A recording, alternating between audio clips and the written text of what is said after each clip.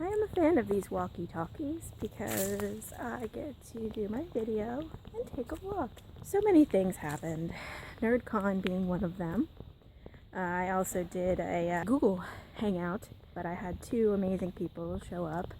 One fabulous Paul Roth and my good friend from Sweden, Peter Whalen.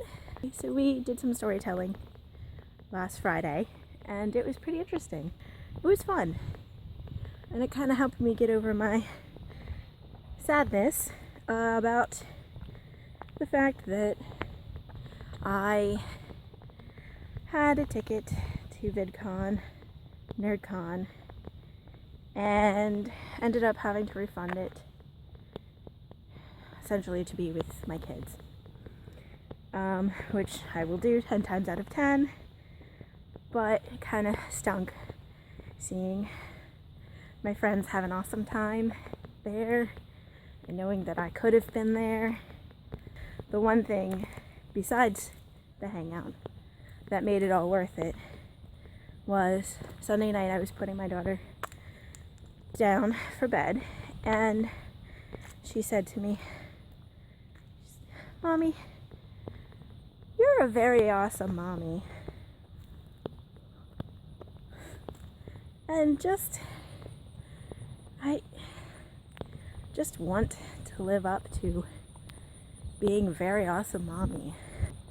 Just that little trinket from her. Yeah, it was amazing.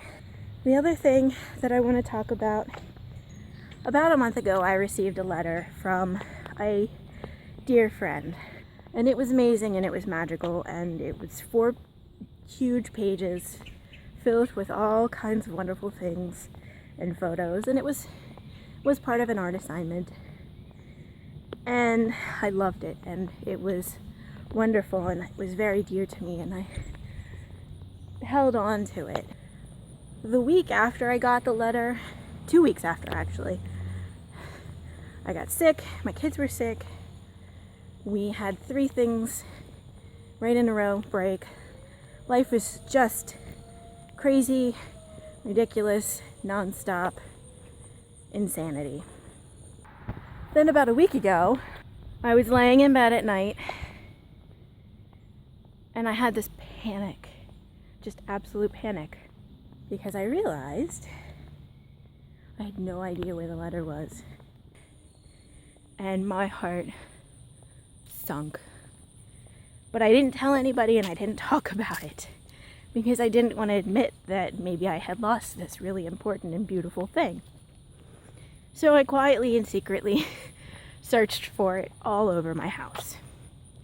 I looked in my office, I looked in my car, I looked everywhere that I could possibly think that I would have put this letter.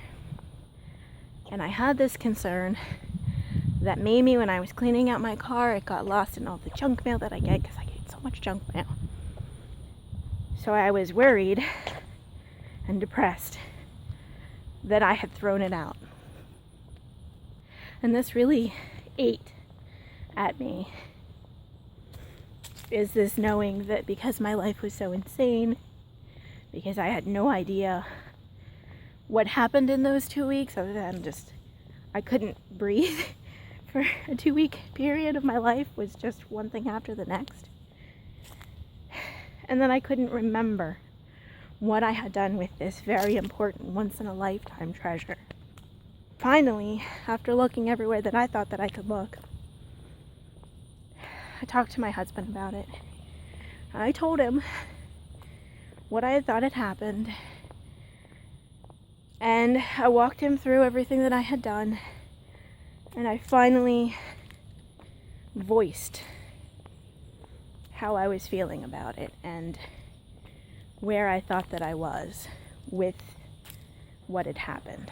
He talked me through all of the feelings that I was having about this, and finally just admitting that maybe I had done a horrible, stupid thing, but that maybe because of life wasn't 100% my fault. It helped. Don't be silent. Do not be silent about things, no matter how bad they may be and how terrible you may feel. Remaining silent doesn't help. It's not easy to admit when you've done something wrong, but speaking up and being honest can make all of the difference. And I truly believe this because, as it turns out, getting out all of my feelings about this thing that happened allowed me to clear my brain. And I had a moment where I remembered something.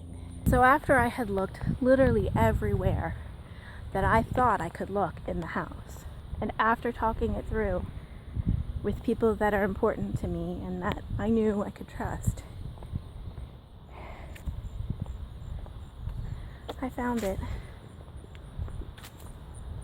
And I wept. I wept.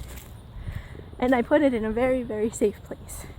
But if I had held on to that, and if I had held on to my feelings, I don't know that I ever would have been able to clear my head enough to think rationally about where it could have been.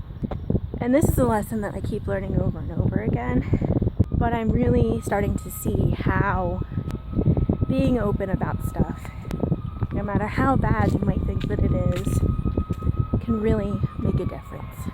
We'll see what happens on Thursday. Bye.